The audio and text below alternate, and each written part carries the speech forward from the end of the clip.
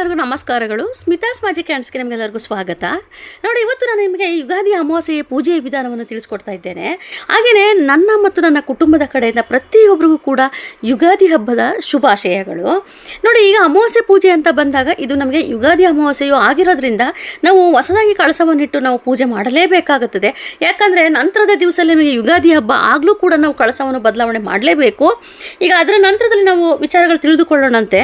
ಈಗ ನಾವು ಮೊದಲು ಅಮಾವಾಸ್ಯೆ ಪೂಜೆ ಅಂತ ಬಂದಾಗ ಪ್ರತಿ ತಿಂಗಳಿಗೊಮ್ಮೆ ನೀವು ಯಾವ ರೀತಿ ಆಚರಣೆ ಮಾಡ್ತೀರೋ ಅದೇ ರೀತಿಯೇ ಆಚರಣೆ ಮಾಡಬೇಕಾಗುತ್ತದೆ. ನಾನು ನೋಡಿ ಒಂದು ಪ್ಲೇಟ್ನ ಅಕ್ಕಿ ತೆಗೆದುಕೊಂಡಿದ್ದೇನೆ. ಅಕ್ಕಿನ ನೀವು ಇಡಲೇಬೇಕು ಪ್ರತಿ ಬಾರಿಯೂ ಕೂಡ. ಈ ಅಕ್ಕಿಯನ್ನು ನೀವು ಇದು ವಿಸರ್ಜನೆ ಮಾಡಿದಾಗ ನೀವು ಆ ಒಂದು ಅಕ್ಕಿಯಿಂದ ನೀವು ಅನ್ನವನ್ನು ಮಾಡಿಕೊಂಡು ಊಟವನ್ನು ಮಾಡ್ಬೋದು. ಹಾಗೆಯೇ ನೀವು ನಿಮ್ಮ ಮನೆ ದೇವರ ವಿಗ್ರಹವನ್ನು ಇಟ್ಟು ಹಾಗೆ 2 ವಿಳೆದೆಲೆ ತೆಗೆದುಕೊಳ್ಳಿ. ವಿಳೆದೆಲೆ ಮೇಲೆ ಅರಿಶಿನ ಕುಂಕುಮ ಹಚ್ಚಿ ಅಕ್ಷತೆಯನ್ನು ಇಟ್ಟು ಹಾಗೆ ಒಂದು ದಿನನಿತ್ಯ ಇಡುವಂಥ ಕಳಸವನ್ನೇ ಇಟ್ಟು 5 ವಿಳೆದೆಲೆಯನ್ನು ಇಟ್ಟು ಹೊಸ ಕಾಯಿಯನ್ನು ಇಡಬೇಕು. ಯಾಕಂದರೆ ಇದು ಅಮಾವಾಸ್ಯೆ ಅಲ್ವಾ, ಹಾಗಾಗಿ ನಾವು ಯುಗಾದಿ ಅಮಾವಾಸ್ಯೆ ಆಗಿರೋದ್ರೆ ಹೊಸ ಕಾಯಿಯನ್ನು ಇಟ್ಟು ನೀವು ಪೂಜೆ ಮಾಡಬೇಕಾಗುತ್ತದೆ. ಲಾಸ್ಟ್ ತಿಂಗಳಿನಲ್ಲಿ ಇಟ್ಟಿರುವಂಥ ಕಾಯಿಯನ್ನೇ ಕೊನೆಯಲ್ಲಿ, ಪೂಜೆಯ ಕೊನೆಯಲ್ಲಿ ಅದೇ ಕಾಯಿಯನ್ನು ಒಡೆದು ನೀವು ಮಂಗಳಾರತಿಯನ್ನು ಮಾಡ್ಕೋಬೇಕಾಗುತ್ತದೆ. ನೋಡಿ, 5 ವಿಳೆದೆಲೆ ಇಟ್ಟಿದ್ದೀನಿ, ಹಾಗೆ ಹೊಸ ಕಾಯಿಯನ್ನು ಇಟ್ಟಿದ್ದೇನೆ. ಹಾಗೆ ಪ್ರತಿ ಬಾರಿಯೂ ಯಾವ ರೀತಿ ನೀವು ಮಾಂಗಲ್ಯವನ್ನು ಹಾಕ್ತಿರೋ ದೇವರಿಗೆ ಅದೇ ರೀತಿಯ ಮಾಂಗಲ್ಯವನ್ನು ಹಾಕಬೇಕು. ಹಾಗೆ ಒಂದು ವಸ್ತ್ರವನ್ನು ಕೂಡ ಹಾಕಿ, ಅಂದರೆ ಗೆಜ್ಜೆ ವಸ್ತ್ರವನ್ನು ಹಾಕಿ.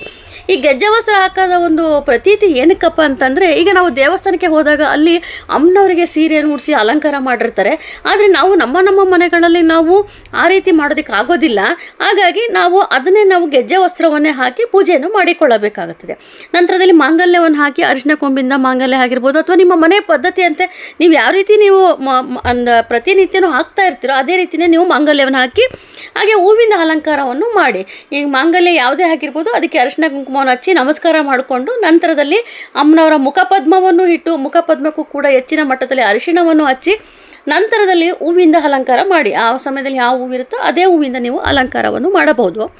ಈಗ ನಮಗೆ ಯುಗಾದಿ ಅಮಾವಾಸ್ಯೆ ಏನಾಗುತ್ತೆ ಅಂದರೆ, ಬುಧವಾರ ಬೆಳಗ್ಗೆ 8 ಗಂಟೆ 25 ನಿಮಿಷಕ್ಕೆ ಪ್ರಾರಂಭವಾಗಿರುವಂಥದ್ದು ಗುರುವಾರ ಬೆಳಗ್ಗೆ 6 ಗಂಟೆ 53 ನಿಮಿಷಕ್ಕೆ ಮುಕ್ತಾಯವಾಗುತ್ತದೆ.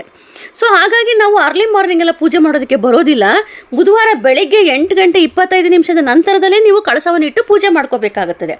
ಈಗಾಗಲೇ ನಾನು ದೇವರ ವಸ್ತುಗಳನ್ನು ಯಾವಾಗ ಶುದ್ಧಿ ಮಾಡಬೇಕು ಅನ್ನೋದರಲ್ಲಿ ನಿಮಗೆ ಸಂಪೂರ್ಣ ಮಾಹಿತಿ ಕೊಟ್ಟಿದ್ದೇನೆ. ಈಗ ನೀವು 8 ಗಂಟೆ ಒಳಗೇ ಎಲ್ಲವನ್ನು ದೇವರ ಮನೆಯನ್ನೆಲ್ಲ ತೆಗೆದು ಶುದ್ಧಿ ಮಾಡಿಕೊಂಡು ನಂತರದಲ್ಲಿ ನೀವು ಕಳಸವನ್ನು ಇಟ್ಟು ಪೂಜೆ ಮಾಡಿಕೊಂಡ್ರೆ ಒಳ್ಳೆಯದು. ಯಾಕಂದರೆ ಯುಗಾದಿ ಹಬ್ಬ ನಂತರದ ಸಮಯದಲ್ಲಿ ನಮಗೆ ಯುಗಾದಿ ಹಬ್ಬ, ಹಾಗಾಗಿ ಅವಾಗೆಲ್ಲನೂ ಧೂಳು ತೆಗೆಯೋದಕ್ಕೆ ಆಗೋದಿಲ್ಲ. ಹಬ್ಬದ ದಿವಸ ಯಾವತ್ತಿಗೂ ಕೂಡ ಧೂಳು ತೆಗೆಯೋದಕ್ಕೆ ಹೋಗಬಾರ್ದು. ಅಂದರೆ ಧೂಳು ಅಂದರೆ ದೇವರ ಮನೇಲಿ ಧೂಳಿರೋದಿಲ್ಲ, ಆದರೆ ಹೆಚ್ಚಿನ ಮಟ್ಟದಲ್ಲಿ ನಾವು ಧೂಪವನ್ನು ಹಾಕಿರ್ತೇವೆ, ಊದಿನ ಕಡ್ಡಿ ಹಚ್ಚಿರ್ತೀವಿ, ಅದು ಧೂಳೆಲ್ಲ ಆಗೋಗ್ಬಿಟ್ಟಿರುತ್ತೆ. ಆಮೇಲೆ ಅರಿಶಿನ ಕುಂಕುಮನ ಗಡಿಬಿಡಿ ಪೂಜೆ ಮಾಡುವ ಸಂದರ್ಭದಲ್ಲಿ ಅರಿಶಿನ ಕುಂಕುಮ ಚೆಲ್ಲಿರ್ತೇವೆ ಅಥವಾ ಎಣ್ಣೆನೇ ಚೆಲ್ಲಿರ್ಬೋದು. ಇವೆಲ್ಲವನ್ನು ಕೂಡ ಶುದ್ಧಿ ಮಾಡಿಕೊಂಡು ಹೊಸದಾಗಿ ಅರಿಶಿನ ಕುಂಕುಮನ ತೆಗೆದುಕೊಂಡು ಬಂದಿರ್ತೀರಿ ಹಬ್ಬ ಅಂತೇಳಿ ಎಲ್ಲವನ್ನು ಇಟ್ಟು ನೀವು ಪೂಜೆಗೆ ಸಿದ್ಧತೆ ಮಾಡ್ಕೋಬೇಕಾಗುತ್ತದೆ. ನೋಡಿ, ಇಷ್ಟರ ಮಟ್ಟಿಗೆ ನಾನು ಸಿದ್ಧತೆ ಮಾಡ್ಕೊಂಡಿದ್ದೇನೆ. ನಂತರದಲ್ಲಿ ನೋಡಿ, ದೇವರಿಗೆ 2 ತುಪ್ಪದ ದೀಪ, ಹಾಗೆಯೇ ಒಂದು ಕಾಮಾಕ್ಷಿ ದೀಪವನ್ನು ಹಚ್ಚಿಟ್ಟಿದ್ದೇನೆ. ಹಾಗೆಯೇ ಮೊಸರನ್ನವನ್ನು ಪ್ರಸಾದವನ್ನು ಇಟ್ಟಿದ್ದೇನೆ. ಹಾಗೆ 2 ನಿಂಬೆಹಣ್ಣಿಗೆ ನೀವು ಅರಿಶಿನ ಕುಂಕುಮವನ್ನು ಹಚ್ಚಿ ಪೂಜೆಯನ್ನು ಮಾಡಿಕೊಂಡು ನಂತರದಲ್ಲಿ 1 ನಿಂಬೆಹಣ್ಣನ್ನು ದೇವರ ಮುಂದೆ ಹೆಚ್ಚಿಡಬೇಕು. ಮತ್ತೊಂದು ನಿಂಬೆಹಣ್ಣನ್ನು ನೀವು ಇದು ವಸ್ತಿಲ ಪೂಜೆಗೆ ಗಾಲ ಸಿದ್ಧತೆ ಮಾಡ್ಕೊಂಡಿರ್ತೀರಿ. ಅಲ್ಲಿ ವಸ್ತಿಲಿಗೆ ಮೇಲ್ಭಾಗದಿಂದ ಕೆಳಭಾಗಕ್ಕೆ 3 ಬಾರಿ ನೀವು ಅಳಿಸಿ ವಸ್ತಿಲ ಮಧ್ಯದಲ್ಲಿ ಇಟ್ಟು ನೀವು ಆ ಒಂದು ನಿಂಬೆಹಣ್ಣನ್ನು ಪೀಸನ್ನು ಮಾಡಿ ಅದರ ಮೇಲೆ ಕುಂಕುಮದಿಂದ ಹೆಚ್ಚಿನ ಮಟ್ಟದಲ್ಲಿ ಕುಂಕುಮ ಹಚ್ಚಿಬಿಟ್ಟು ಮಧ್ಯದಲ್ಲಿ ಅರಿಶಿನವನ್ನು ಹಚ್ಚಿ ಎದ್ದು ಕಾಣೋ ರೀತಿಯಲ್ಲಿ ಇರಬೇಕು. ಅದನ್ನು 2 ಬದಿಯಲ್ಲೂ ಅಂದರೆ ವಸ್ತಿಲ 2 ಬದಿಯಲ್ಲಿ ಇಟ್ಟು ನಮಸ್ಕಾರ ಮಾಡಿಕೊಂಡು ನಂತರದಲ್ಲಿ ಮನೆ ಒಳಗೆ ಬಂದು ನೀವು ಕಾಯಿಯನ್ನು ಒಡೆದು ಮಂಗಳಾರತಿ ಮಾಡಬೇಕಾಗುತ್ತದೆ. ಹಾಗೆ ನೋಡಿ, ನಿಮಗೆ ನಾನು ಮತ್ತೊಂದು ವಿಚಾರವನ್ನು ತಿಳಿಸ್ಬೇಕು. ತುಂಬ ಜನ ಪಿತೃಪಕ್ಷವನ್ನು, ಈಗ ಮಹಾಲಯ ಅಮಾವಾಸ್ಯೆಯಲ್ಲಿ ನಾವು ಏನು ಪಿತೃಪಕ್ಷ ಆಚರಣೆ ಮಾಡ್ತೀವೋ ಅದೇ ರೀತಿಯೇ ಯುಗಾದಿ ಅಮಾವಾಸ್ಯೆಯಲ್ಲೂ ಕೂಡ ತುಂಬ ಜನ ಆಚರಣೆ ಮಾಡ್ತಾರೆ. ಕೆಲವೊಬ್ಬರು ಮನೆ ಪ್ರತೀತಿ ಇರೋದೇ ಹಾಗೆ, ಗಣೇಶನ ಹಬ್ಬದಲ್ಲಿ, ಯುಗಾದಿ ಹಬ್ಬದಲ್ಲಿ, ದೀಪಾವಳಿ ಹಬ್ಬದಲ್ಲಿ, ಆಮೇಲೆ ಪಿತೃಪಕ್ಷದಲ್ಲಿ, ಹೀಗೇನೆ ಅವರವರ ಮನೆ ಪದ್ಧತಿಯಂತೆ ಪಿತೃಪಕ್ಷವನ್ನು ಆಚರಣೆ ಮಾಡ್ತಾ ಇರ್ತಾರೆ. ಹಾಗಾಗಿ ಯುಗಾದಿ ಅಮಾವಾಸ್ಯೆಯಲ್ಲೂ ಕೂಡ ಆ ಒಂದು ಪದ್ಧತಿ ಇರುತ್ತೆ.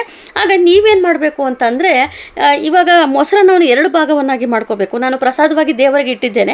ಹಾಗೆ ಮತ್ತೊಂದು ಭಾಗಕ್ಕೆ ನೀವು ಏನು ಮಾಡಬೇಕು ಅಂದರೆ, ಮೊಸರಿಗೆ ಸ್ವಲ್ಪ ಮಟ್ಟಿಗೆ ಕಪ್ಪು ಎಳ್ಳನ್ನು ಮಿಕ್ಸ್ ಮಾಡಿಕೊಂಡು ಅದನ್ನು ಆದಷ್ಟು ಹಿರಿಯರ ಫೋಟೋ ಇದ್ದರೆ ಹಿರಿಯರ ಫೋಟೋ ಮುಂದೆ ಇಟ್ಟು ಪೂಜೆ ಮಾಡ್ಕೊಳ್ಳಿ. ಇಲ್ಲಾಂದರೆ ಪರವಾಗಿಲ್ಲ, ದೇವರ ಮನೆಯಲ್ಲಿ ಪಕ್ಕದಲ್ಲಿ ಇಟ್ಟು ನಮಸ್ಕಾರ ಮಾಡಿಕೊಂಡು ನಂತರದಲ್ಲಿ ಪೂಜೆ ಎಲ್ಲ ಆದ ನಂತರದಲ್ಲಿ ನೀವು ಅದನ್ನು ತೆಗೆದುಕೊಂಡು ಹೋಗಿ ನೀವು ನಿಮ್ಮ ಟೆರೆಸ್ ಮೇಲೆ ಆಗಿರ್ಬೋದು ಅಥವಾ ನಿಮ್ಮ ಪ್ರಾಣಿ ಪಕ್ಷಿಗಳು ಎಲ್ಲಿ ಸಿಗುತ್ತೋ, ಪಕ್ಷಿಗಳು ಆದಷ್ಟು ಕಾಗೆನೇ ಆಗಬೇಕು ಅಂತ ಈಗಂತೂ ಕಾಗೆ ಸಿಗೋದಿಲ್ಲ ಬಿಡಿ, ಏನಿರುತ್ತೋ ಅಲ್ಲ ಅವು ತಿನ್ಕೊಳ್ತವೆ, ಒಂದು ಮರದ ಬಳಿ ಇಟ್ಟರೆ ತುಂಬಾ ಒಳ್ಳೆಯದು.